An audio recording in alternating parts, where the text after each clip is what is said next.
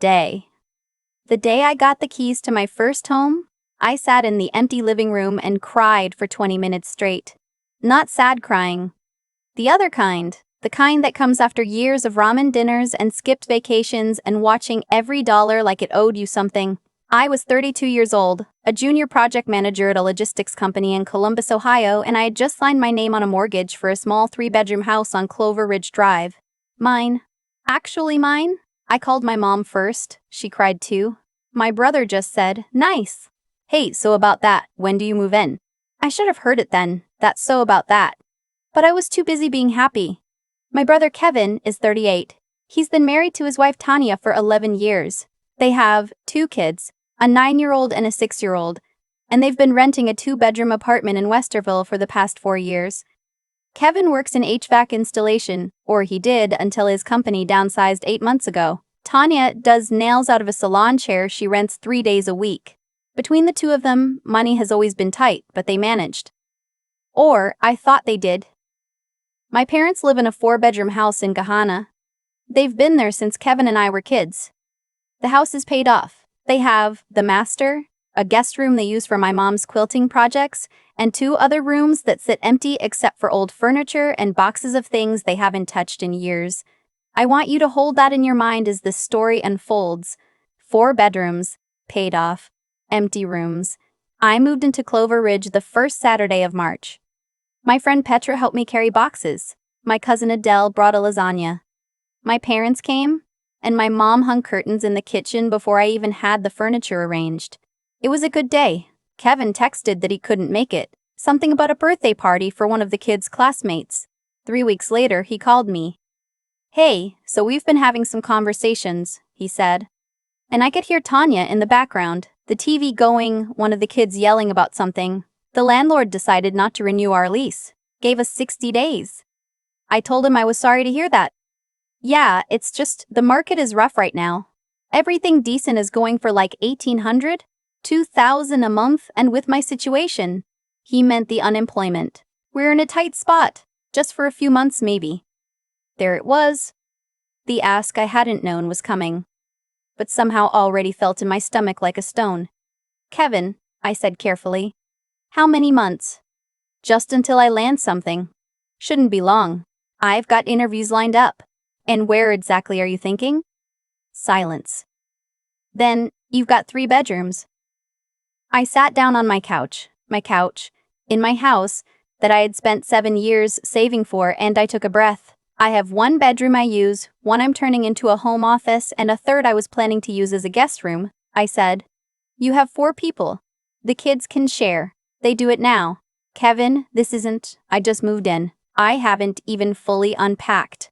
I know the timing isn't great. The timing isn't the only problem. He got quiet in that way he does when he's deciding whether to push. Then he said he understood that he'd figure something else out, and we hung up. I felt guilty for about an hour, which I now recognize as a conditioned response to years of being the responsible one in my family, the one who always figured it out. So the expectation became that I always would. The next morning, my mom called. She didn't come at it directly. She started with how she'd talked to Kevin and how stressed Tanya was. How the kids didn't really understand what was happening. How a 9-year-old shouldn't have to worry about where she's going to sleep. I listened. I said I understood that. I said I was sorry they were in a hard position. You have the space though, my mom said. You have 3 bedrooms. Mom, I've been in this house for 3 weeks. It would just be temporary. I asked her then, and I want to be clear about how I asked it because I wasn't angry yet, I was genuinely curious. I asked her why they couldn't stay at her house. 4 bedrooms. Paid off. 20 minutes away. The pause that followed was a specific kind of pause. The kind that means someone is choosing between an honest answer and an easier one. Your father and I have our routines, she said finally. And the kids are a lot of energy. You know how your father's back has been. I knew about my father's back. I also knew that 4 months ago, my parents had spent 2 weeks in Myrtle Beach and come home talking about how they wanted to do a cruise next year. I told my mom I needed to think about it. Don't think too long, she said. They only have 60 days? I called my friend Petra that night and told her everything. Petra has a gift for cutting through noise. She said, let me get this straight. Your brother needs a place to stay. Your parents have a 4-bedroom house with empty rooms. And somehow this problem ended up at your door 3 weeks after you moved in. Why? I didn't have a clean answer. I said something about Kevin and my dad not getting along, some old tension from years back. She said, "So your parents are too comfortable to be inconvenienced, and your brother knows you won't say no." She paused. "Will you say no?" I said I didn't know yet. "You bought that house for yourself," she said. "Just remember that." I slept badly. I made pro and con lists. I thought about the kids. Genuinely, I love my niece and nephew. And I thought about Kevin scrambling for work, and I thought about Tanya, who has never been warm to me but who I still wouldn't wish housing insecurity on. And then I thought about my office, the room I had already started painting a soft gray, where I was going to set up my desk and my monitor and finally have a space to work from home without sitting on my couch. I thought about my commute and my routine and the quiet I had fought hard for. I called Kevin back and told him I couldn't do it. He took it better than I expected in the moment. Said okay, he appreciated me thinking about it, they'd work something out. We hung up, and I felt the specific relief of a decision made. It lasted 4 days. My dad called on a Thursday evening. My dad almost never calls me. We talk when I call him or when I'm at the house, but he's not a phone person. So when I saw his name on my screen, I picked up immediately. That old reflex, some part of my brain cataloging emergency scenarios. "I want to talk to you about your brother," he said. "No, hello." I said okay. "You have room, he's family, I don't understand what the problem is." I tried to explain, carefully, the same way I'd explained to Mom that I'd just moved in, that I needed time to settle, that the space wasn't really set up for 4 additional people. "People make it work," he said. "That's what family does, Dad, they have a 4-person family.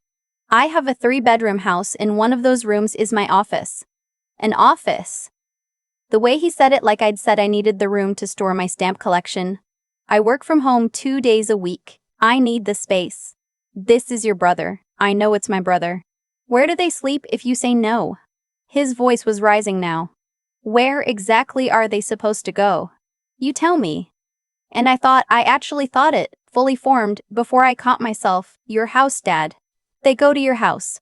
But I said it differently. I said there are other options. "The house in Kahana has room." He went very quiet. "Your mother and I have our own lives, so do I." He said some things after that I won't repeat word for word. But the shape of them was this: I was selfish. I had always had more than Kevin. Things had always come easier for me. I was sitting in a house while his grandchildren had nowhere to go, and if I couldn't see what was wrong with that, he didn't know what to say to me. I stayed on the phone. I didn't cry. When he was done, I said, "Dad, I love you. I love Kevin and Tanya and the kids, and I'm not able to let them move in. I'll help in other ways if I can." He hung up. I called Petra. I cried then. The next 2 weeks were a particular kind of awful that's hard to explain to people who haven't been through it. That low-grade dread of your phone ringing. The performance of normalcy at work while something hums wrong underneath everything. My mom texted me articles about family housing and economic downturns. My aunt called me, which was unprecedented, to let me know she'd heard about the situation and that she hoped I'd do the right thing. The right thing, apparently, was the thing that was convenient for everyone except me. Kevin found a solution. He found a 2-bedroom apartment in a less expensive part of town. But the first and last month plus deposit came to just over $4,000. He didn't have it. He asked my parents. They said they didn't have it liquid, which, I don't know if that's true, but it's what they said. Then my dad called me again. He asked if I would loan Kevin the $4,000. I thought about it genuinely. 4,000 was possible. Painful, but possible. I was about to say yes when my dad added, casually, like it was an afterthought, and maybe help with a few months of rent while he's getting on his feet. How many months? However long it takes. I asked what that meant in dollar terms. My dad said he wasn't sure. It depended on when Kevin found work. I did the math quietly in my head. If Kevin didn't find work for 6 months, which was possible, the job market in his field had tightened. We were talking about potentially $10,000, $12,000 on top of the 4. I said I needed to think about it. I talked to my financial advisor, a woman named Carol who I started seeing when I was 28 and finally had a little bit of money to think about. Carol listened to the whole story. Then she asked what I thought the realistic repayment timeline was if I loaned Kevin money. I said honestly I didn't know. She asked if we had a history of financial agreements between us. I told her about the $800 I lent him in 2019 for a car repair, which was still outstanding. She nodded the way people nod when they already knew where the story was going. There's nothing wrong with helping family, she said. But there's a difference between help and becoming a financial backstop indefinitely. What's your emergency fund looking like after closing costs? I told her. It wasn't catastrophic, but it wasn't comfortable either. A new homeowner's emergency fund should be healthy, she said. Things break. Things always break. I told Kevin I could loan him the $4,000 for the deposit, but I couldn't commit to ongoing rent assistance. I said it clearly. I said if he wanted to put together a repayment plan for the $4,000, I was open to that conversation. He didn't respond for 2 days. When he did, the text was short. He said he'd figured it out, that our parents had helped after all, and that he hoped I was happy with the decision I'd made. I want to say that stung less than it did. I didn't hear from my parents directly for a while after that. Not the silent treatment exactly. More like a cooling, conversations that were shorter and more surface level. Holidays that felt like everyone was being careful. I kept showing up. I went to Sunday dinner. I asked about Kevin's job search. I brought things. I tried. Then, about 4 months later, Kevin called me. He'd gotten a new job, not HVAC, a facilities management company, actually a step up. He sounded lighter than he had in a while. We talked for almost an hour. At the end, he said something that surprised me. Hey, I want to say, I know I put a lot of pressure on you earlier this year. Tanya and I both did. That wasn't fair. I didn't say no, it wasn't. I said thank you for saying that. Mom and Dad kind of pushed us into the idea that you were the solution, he said. I think I was just stressed and I let them, but it was your house. You'd just moved in. I get it. We were quiet for a second. Then he said, did you know they had like 30,000 in savings? When they said they didn't have it liquid, they just didn't want to touch it. I sat with that for a moment. 30,000. Empty rooms in their house. My father on the phone asking me where his grandchildren were supposed to sleep. I told Kevin I was glad he had the job. I meant it. I am genuinely glad. Here's what I've learned on the other side of it. The word selfish is often used against people who have something that someone else wants. I worked from the time I was 23 years old. I made choices. Apartments I didn't love, trips I didn't take, clothes I bought secondhand to build towards something. When I finally built it, the people who had more stable footing than I did were the first ones to call me selfish for not handing it over. My home office is finished. It's gray and white, and I have a plant on the windowsill that I've somehow kept alive for 7 months. On the days I work from home, I sit at my desk and I can see the backyard, and it is quiet. I don't think I did anything wrong. I spent a long time not being sure about that, but I am now. Sometimes family love is real and also comes with conditions you never agreed to. Learning to tell the difference isn't selfish, it's survival. I've thought a lot about what actually happened that year. Not the drama of it, not my dad's voice on the phone or the text from my aunt I never asked to be involved, but the quieter thing underneath all of it, the pattern. I spent 7 years making choices that nobody applauded.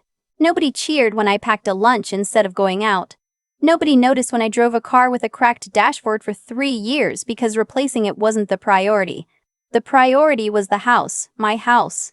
And when I finally got there, the people who had spent those 7 years making different choices, easier choices, choices with shorter timelines and thinner margins, were the first ones at the door asking to share what I'd built.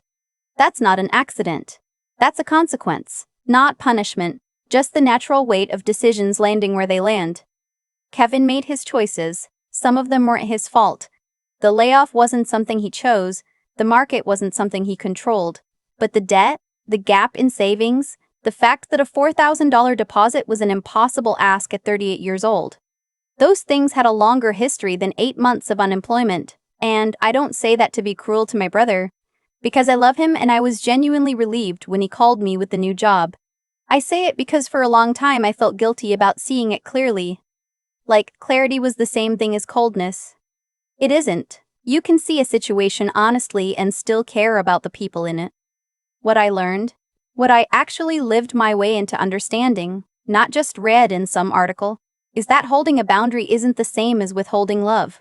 My dad made them sound identical. The whole pressure campaign was built on that equation: if you loved us, you would do this. But love isn't the same as unlimited access. Love isn't the same as self-erasure. I worked for 7 years towards something specific, and protecting that thing wasn't a betrayal of my family. It was the direct result of my own discipline, my own sacrifices, my own sustained effort over nearly a decade. Those things have weight. They deserve to be honored, including by me. The intelligence in this situation, and I mean intelligence in the most practical sense, the kind that actually keeps your life intact, was in seeing me ask for what it really was before I got swept away by the guilt. Petra helped me see it. Carol helped me see it. But mostly I had to get quiet enough to see it myself, past the noise of everyone telling me what a good person would do. A good person, apparently, would hand over the home office she'd been planning for years, so her brother's kids had somewhere to sleep. A good person would absorb indefinite financial exposure because the word family was attached to the request. I don't think that's what goodness actually is. I think goodness includes the courage to say no when no is the honest answer. It includes telling the truth even when the truth is unwelcome. It includes not pretending you have more to give than you do just to avoid a difficult phone call. My home office is finished now. The plant on the windowsill is still alive. On the mornings I work from home, I sit at my desk and it is quiet in the way that things are quiet when you earned them. Kevin and I are okay. That part surprised me. I thought the rupture might be permanent. But he came back, on his own. And he said the right things without being prompted. That told me something about who he is underneath the stress and the bad advice from our parents. People can surprise you when the crisis passes. I don't regret what I did. I spent a long time waiting to regret it, checking in with myself every few weeks like I expected the feeling to arrive eventually. It hasn't. What arrived instead was something steadier. The knowledge that I can trust my own judgment. That I know the difference between generosity and surrender. And that saying no to the wrong thing is sometimes the most honest form of care you can offer everyone involved, including yourself.